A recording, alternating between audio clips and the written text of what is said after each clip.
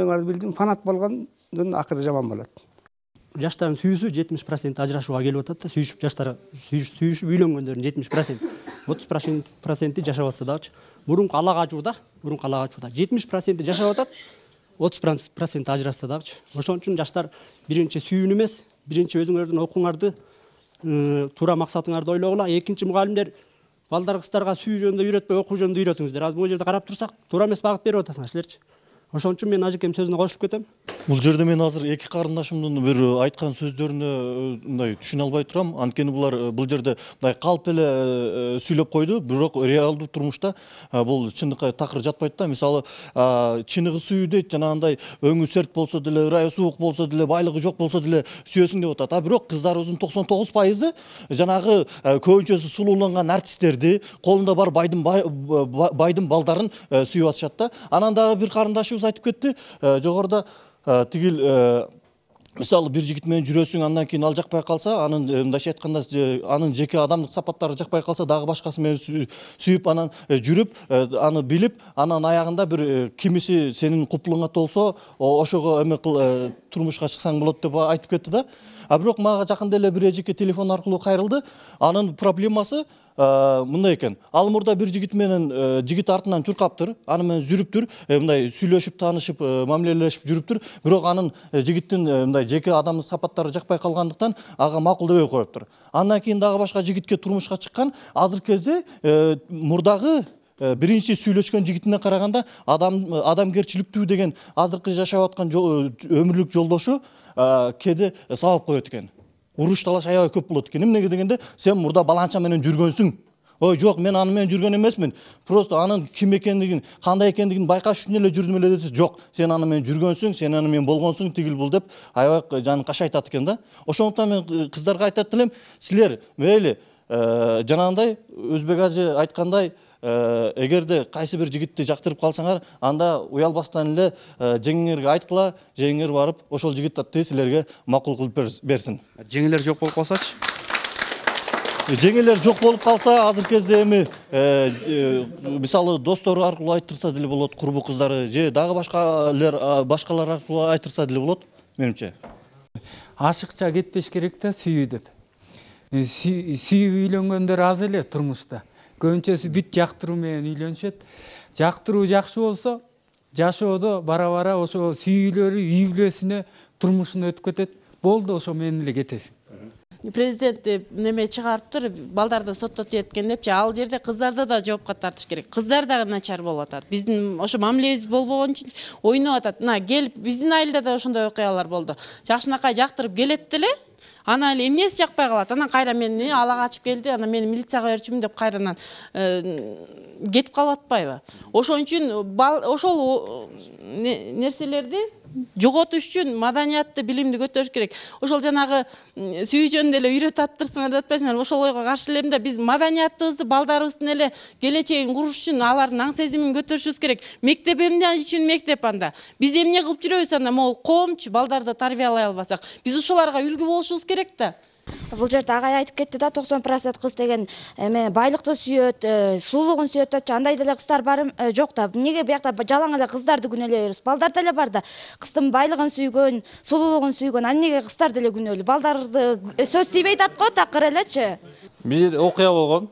3 жыл мурда болгон бул. Ат баш районунда болгон бул дагы. Бир жигит кыз алып келет. Ал кыз макул болот. Ата-энесинен барып сурайт баягы жигитчи. Кызда экөө мына таанышат, макул болуп жактырат бирин-бири. Алып келет, тоюн берет. Бир ай жашагандан кийин кыз баягы баланын үйүн, сенин үйүң кичинекей турбайбы, а малың аз турбайбы деп туруп кетип калат. Азыр мына 90% ушундай. Көрдүңөрбү? Рахмат. Бүгүнкү күндө сүйүү бар деп эсептейм да. Бул жерде кыз менен бала сүйлөшүп жүрөт, бирок ата-эне менен балдардын ортосундагы тыгыз байланыш болуш керек деп эсептейм да. Ата эне деген баланысынын кандай жүрүм туруму, баланын ичинде кандай сыры бар болуш керекини ата эне менен баланын ортосундагы тиги мамилеси тыгыз болуш керек деп эсептейм. Баланын ичинде жан дүйнөсүн ата эне билиш керек бул жердечи. Бала менен кыз сүйлөшүп жүрсө, баласы балким ата энесине айтат да, мен тиги кыз менен сүйлөшүп жүрөм, тиги бала менен сүйлөшүп жүрөм десе, балким ата эне ошол экини туура багытка багыттап берсе, баланын жүрөгүндө ыйман болсо, ошо ата эненин сөзүн угуп туура жолго түшөт го деп ойлойм да. Анан бул сүйүү жок деп айтууга болбойт. Сүйүү болот, болгондо ал өз учуру менен баалаш керек. Өз мезгили менен баалаш керек. Анан ошон үчүн мен айтар элем, кымбаттуу менин окуучуларым, ушу сүйүү деген тематиканы ар качан жакшы талдап, ошону мезгилге жараша, убакытка жараша, жаш өзгөчөлүгүңөргө жараша коя билсеңер, өзүңөр бактыңар табасыңар. Үй бүлө курууда менин сүйүүм ушундай болгон. Мен бала кезимде мектеп жашымда сүйгөн эмесмин. Мен окуу дегем, анан келечек жөнүндө ойлогом. Мен качан гана окууну бүткөндөн кийин өзүм сүйгөн адамды издей баштадым. Көп адамдарды талдап, тандап көрдүм. Азыркы жашап аткан жолдошум менен жактырып, сүйүп алгамын. Азыр жакшы турмушта жашайм.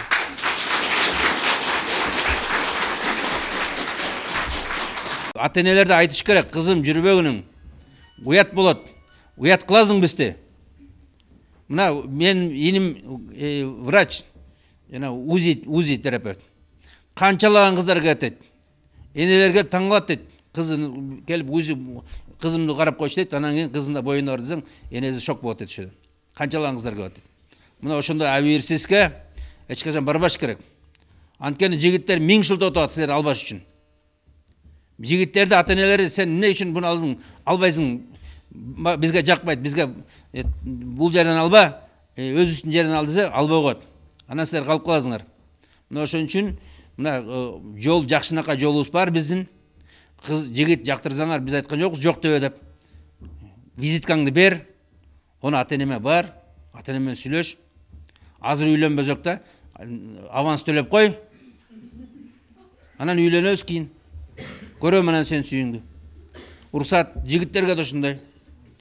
Сүйсөң, бар да ата энесине бар сүйлөш, жеңелериңди жибер. Мына ошентип таза болуп үйлөнгүлө, эч ким менен жүрбөгүлө. Чоң рахмат.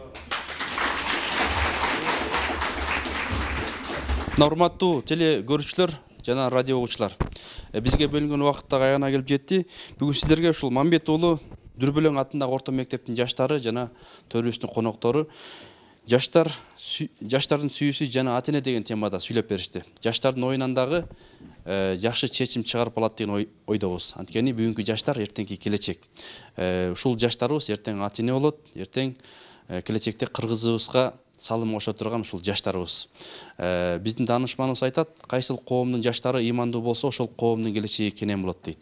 Жана дагы өчпөгөн үмүт жылдыз бар, өлбөгөн жаңга турмуш бар. Өтөр кетер бул заман, өлкөсүн оңдоор жаштар бар. Өзүбүз өзгөрүлбөсөк, коом өзгөрүлбөйт.